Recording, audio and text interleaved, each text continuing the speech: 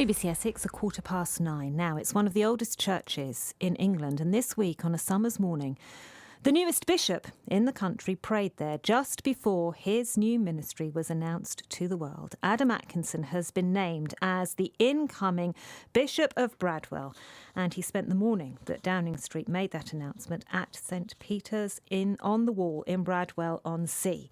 And we're going to say good morning and welcome now to Adam. Hello, Adam. Good morning, Jean. Good morning.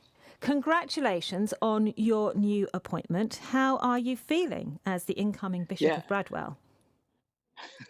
Thanks for asking.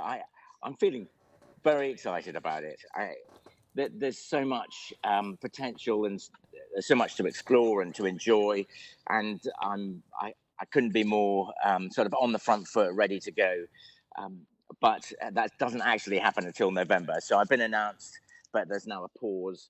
I shall actually take some time to go away and pray and then ask God what he wants me to say and to do. I think that's an important thing, but really I'm delighted.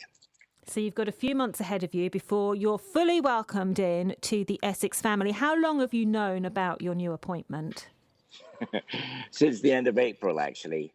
But because of the way these things work, there needs to be an announcement. I mean, it all sounds, not really out of my league, but the palace talks to Downing Street and there's an exchange of correspondence and then it gets released. But of course, the coronation was between then and now. And so it means that other people were busy and they were doing other things that didn't involve correspondence about the Bishop of Bradwell. So it's a little bit delayed, but here I am now. It adds a whole layer of history to it, doesn't it? As you said, there were so many bishops involved in the coronation, and we saw Bishop Gooley taking a central role in the coronation ceremony itself. But now you know that your new ministry approaches. How are you approaching it? Well, I'm really keen to get around and have as many one-to-one meetings with people as I can. I had a great time on Monday going around to. We started out at the far end of the Dengie Peninsula, as you say, at that amazing chapel that was founded by St. Ced as a mission to the East Saxons, and then came up to Malden and I enjoyed company with a number of clergy and lay people there. And then we went down to Basildon and I met somebody who was doing a piece of work that connect the church and community outside the church. And people who come to the council offices that get refused housing or have another sort of need, these people are signposting them to a community-based solution. Some of them are church, some of them are not. And I found that so exciting. There's a little example of just what the church can do to make a difference to people's lives. And so one of my priorities will be fanning the flames of activities like that and helping the church to connect with the people around them, which they're doing in so many great ways. And I'm really going to listen, first of all. How important is community work, groups within the community supporting others to you?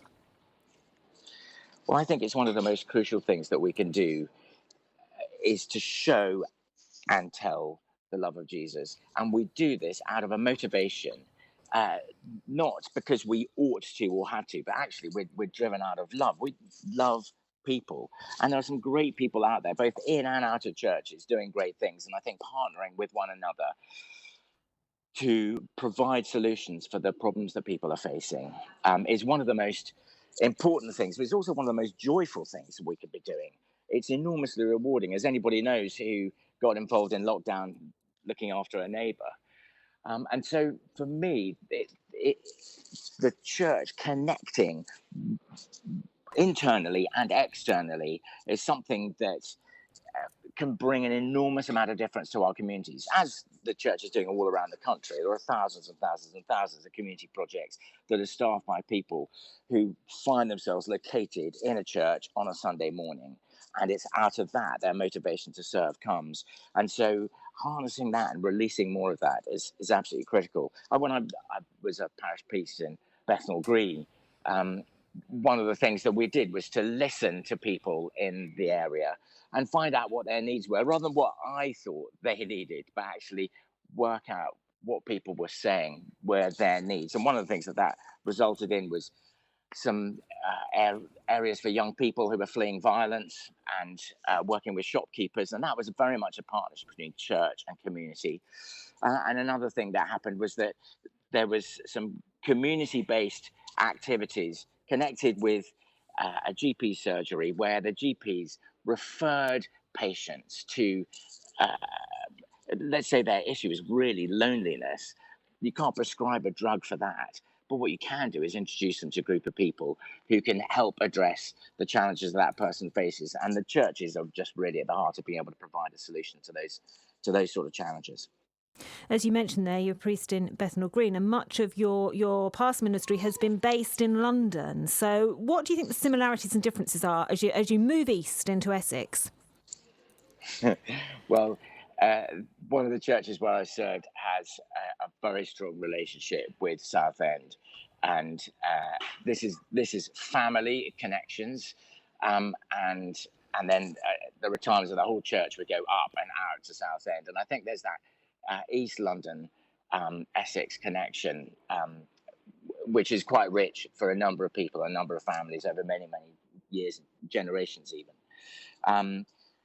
But of course, there's a huge diversity across Essex, and so what you get in microcosm in some parts of London is sort of spread out much more widely. And I'm going to, as I say, I'm going to be very much in a learning posture, because I don't want to just take a whole set of assumptions and apply them as if there's a universal solution to what the churches need and what people need and what communities need. But I think there is. Of course, there's a growing number of people that are moving from London into Essex, and so there's a link, but I don't want to say it's a complete overlap. As you mentioned, it's a big diocese that you're coming to, and it is very diverse. How are you going to manage all of the different strands that will surround you in your new role? Well, I think the key thing, June, is a team. I'm absolutely committed to building a team and being part of a team, and so we've got a fantastic Archdeacon who's a friend. He's called Mike, and he has been shouldering the burden alone across this huge area, obviously with lots of area deans and lots of clergy, but in that particular role he's been alone, and so I want to build up a team, get another Archdeacon, bring others, draw others around. And in the Church of England, we have clergy who work in a particular area, say between 10 and 20 churches, and they're called area deans, and working closely with them as well. And then, of course, there are lay leaders and clergy and across churches of different stripes as well, building relationships so that I can really map out who's who and how to help people flourish, so that I'm not, it's very much not a lone activity. Lots of modern challenges there, but Bradwell just brings to mind St. Peter's, one of the oldest churches in England. It's an historic diocese. Do you feel the weight of history on you as you take on this new role? I tell you what, praying in that chapel on Monday morning when the sky was bright and the fields were, well, there's a phrase in the Bible, the fields are ripe to harvest. And it felt as if there was something that God was speaking in that isolation and silence.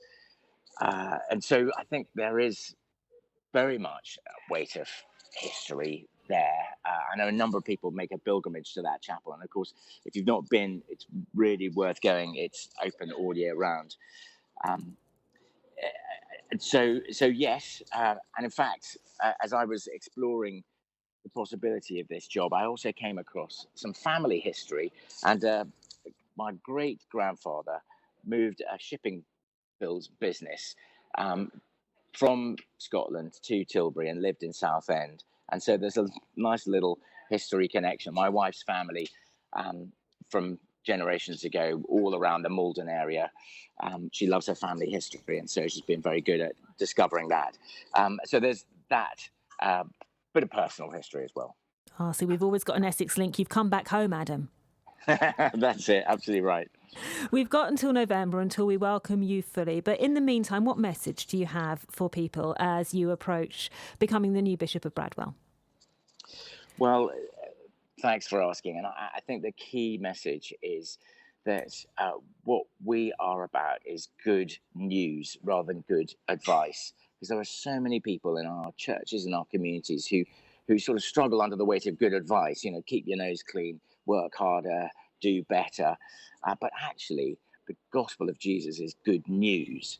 So there's nothing you can do to make God love you more. There's nothing you can do to make him love you less. He loves you. And so being in receipt of that and living your life out of an overflow of the love that he's given you, rather than working hard to try and earn it, that's the key distinction. That's the key motivation for joy. And that is really what I'm hoping that people across the Bradwell area are hearing and celebrating and rejoicing in this morning. And I'm looking forward to joining in with that. Venerable Adam Atkinson, incoming Bishop of Bradwell. We wish you well. We look forward to meeting you as your ministry begins. That's the Venerable Adam Atkinson, the new Bishop of Bradwell. He takes up his post in November.